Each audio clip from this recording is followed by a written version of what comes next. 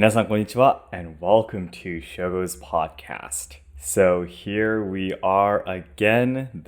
Today's episode, today's story of this podcast is going to be an occasion of me talking about anime. If you guys remember the last time I did this, I asked you guys if it's okay if I could make a video like this once in a while, and today is going to be another occasion for me talking about anime all of a sudden, but I really thought I had to talk about this. Number one, if you don't know about this certain anime that I love right now, I want you to know, and if you already know, I just wanted to have an occasion to just talk with you basically about how amazing this anime is. In the past, I've been completely touched by a lot of the stories of anime. Like, for example, I think Assassination Classroom is definitely a life-changing story. I love Full Metal Alchemist, Gintama. I love Clannad. Do you say Clannad? I love Angel Beats, for example. These stories that really change your life. I've met a lot of these. And of course, I've read a lot more of different manga and anime.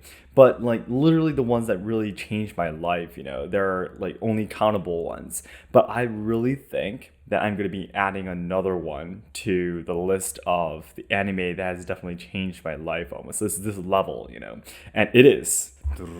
Finally, it's time for me to announce. As you are probably enjoying too, many of you are enjoying it too, it is Spy Family. Yay! Spy Family the anime has started very recently, and Harumi and I are really excited for every Saturday in Japan. For it to get uploaded on Amazon Prime. We watch it every Saturday night, and I would just love it so much. And I actually have been reading the manga myself, so I know the story already, but the anime version of it is great. The voice actors, the animation itself, of course, and everything is perfect, just like every fan expected it to be. And the reviews are so high. It's like something I've never ever seen before. I mean, very rare to have such high reviews on everything, on Amazon Prime, on wherever it is. It's like 4.8 or something stars. So it's just really amazing how popular it is. So today I was trying to analyze basically the reason why I like this manga so much, and the reason why it's so popular. Basically, I think everyone has already noticed this. It's not something that an amateur, just a mere manga fan like me to talk about, but I just really love it so much that I want to talk about it. But basically, for those of you, just in case we don't know about the manga, the story, if I can just quickly introduce it to you, there are basically three main characters in the story, and the man of the character that appears is actually a spy. Yeah, and he has a wife, well, which is not his real wife, but is his wife, is actually an assassin. And they have a daughter, which is actually not their daughter, is actually an esper that can read people's minds. Yeah. And basically, this spy is a complete genius. So he is like the best spy in the world. And he is given a mission to try to get close to a very important person in a elite school. Yeah. So that's his mission, and in order to get close to this person, he needs to basically have a family and have a daughter that will or a child that will enter the school for him. So he needed to create a fake family in order to accomplish his mission that he has. So he gets a daughter from finds an orphan, and he goes to his facility, picks up an orphan, and they become a family, and then he finds a wife just by coincidence. There's a lot of story there, of course, and he finds a wife. Oh, this person is perfect. Let's get married. I mean, we don't, of course, love each other, but it'd be great if we can get married just for both benefits, and especially the wife. Is an assassin, right? And she actually has not had a chance to get married, although she's in her late 20s. So she wanted to get married as soon as possible too. So it's kind of like, beneficial for both sides. So they started this fake family. But of course, these kind of stories, even though they start off fake, eventually they start to actually love each other, actually find each other important, and these parts are really important too. But anyways, I just listed up a few things. What's great about this story about spy families? Number one, um, every character that shows up, first of all, the spy character, which is called Lloyd. Lloyd is like the strongest and best spy ever. So he does everything perfectly, and that just simply is really cool.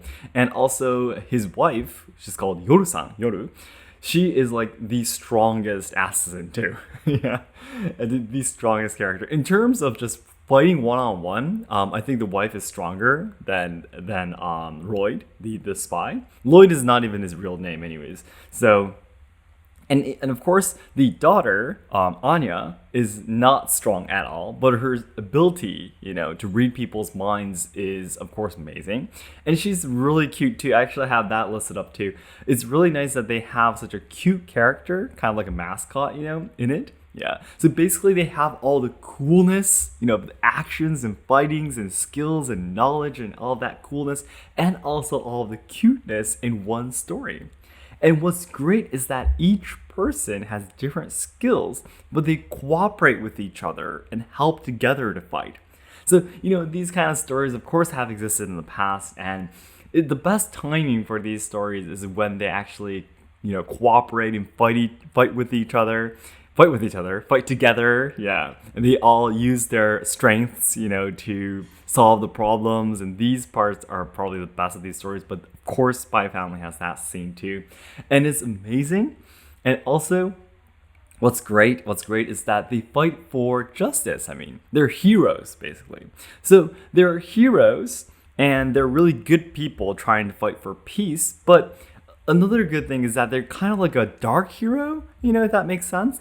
They're spies and assassins, so they're not able to say that we are heroes, but they're kind of hidden, but they are heroes, right? And us readers know about that, and that is a really beautiful part of the story too that I love very, very much. They basically defeat the people who really irritates us, the enemies that show up in the manga. They're really bad people, and they beat them up, right? And it just makes us feel really good.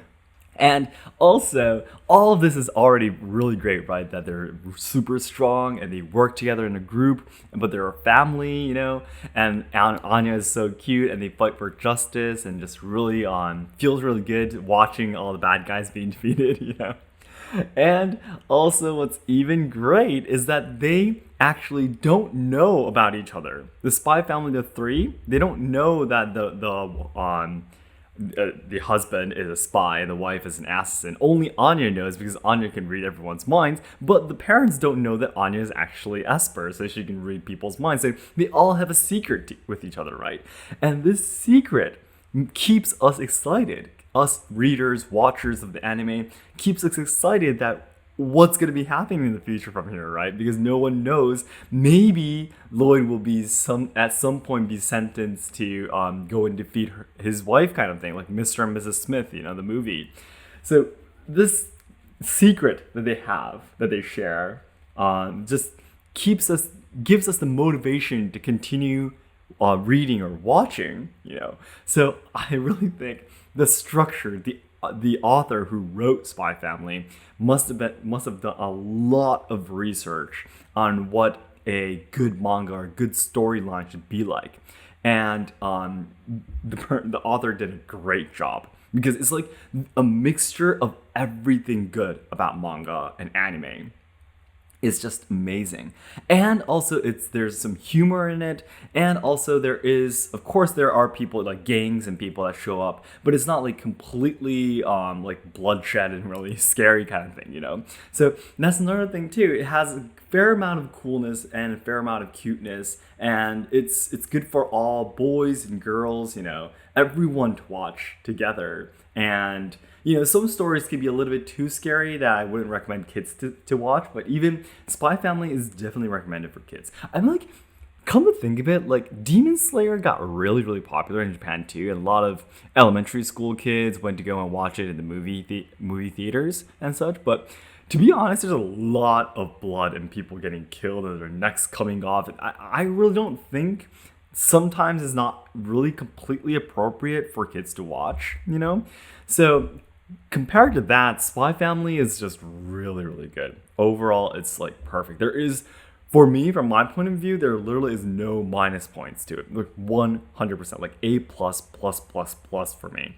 So if you agree, please give me the longest comment you've ever written to me before about how much you love Spy Family. And if there's anything else you'd like to add to how amazing this story and this manga anime is, it'd be great if you can let me know. If you have not watched Spy Family before, please, you need to. You need to watch Spy Family or read it. Absolutely. I don't want you to regret your life. Now, that's a joke, of course, but still, no, seriously though, I really do want you to read it. And it's like I'm just really touched, basically, that even in modern day today, such amazing, interesting manga can be born. I mean, you would think that all of the great ideas had already been taken by our ancestors, but no. Geniuses still do appear even today, and Spy Family is definitely written by one of those geniuses. So then everyone, as I always say, the ultimate goal of my life is to make all Japan lovers' dreams come true. So I know that there's a lot of people studying Japanese, willing to come to Japan to travel, study, or work, or even train our traditional culture and such. However, I am very afraid that Japan will not be able to make everyone's dreams come true in the future because we're facing a lot of social problems, we are losing our traditional culture, and the younger generations who are supposed to be carrying on the good things about Japan are dying because of all the social problems, social issues being shoved against them. I actually talked about the animators dying from the structural problems in my main video, right? Yeah, that is one of them, for example.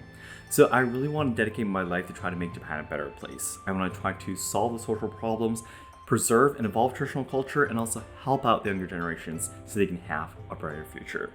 And to do that, my nearest goal right now is to achieve 2 million subscribers on my main channel by January 2023. So all your likes and comments will help to boost my videos to new viewers who have never seen my channel before. So it'd be great if you can help me out. Thank you so much, everyone, for all of your support.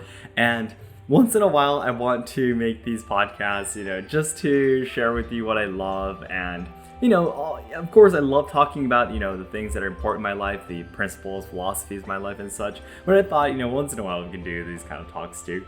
And I just have a lot of people asking me, like, Shogo, do you watch anime and such? Of course I do.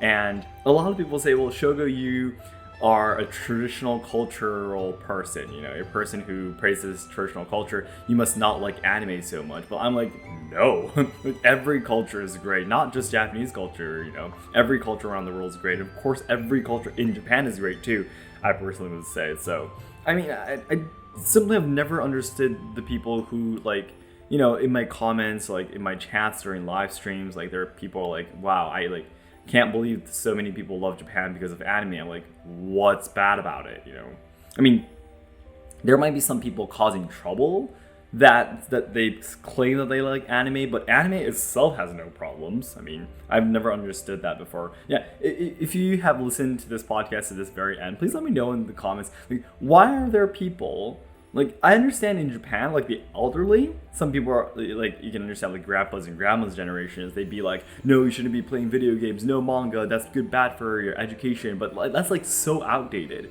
Why are there still people, like, denying, really, basically looking down against anime? I've never understood it before, so if you can let me know that in the comments too. Yeah, so anyways, this is getting way too long. Thank you so much for listening, guys.